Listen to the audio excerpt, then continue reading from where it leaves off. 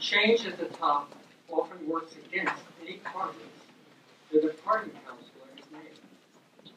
Given that our test scores have been improving, should you be elected and follow through with your approaches educationally, would not the education progress we have made be negated, and it takes possibly several years to put your reforms, no matter how successful, into place? Well, I think the premise of the question is really flawed. First of all, I have here some test results, actually.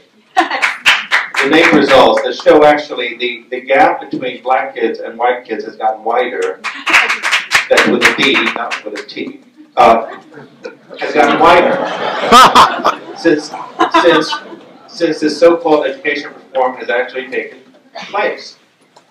I don't like demonizing an individual or anybody really in the system, but I do take exception when the top educators say that we cannot do middle schools or we have to funnel our kids to charter schools. I find that inappropriate and not something that I would be able to support. Having said that, I'm not willing to break the system to start over again. I think we have done some progress, but I do believe that we have to rethink the way we do schools and rethink the way that we have set up schools for failure.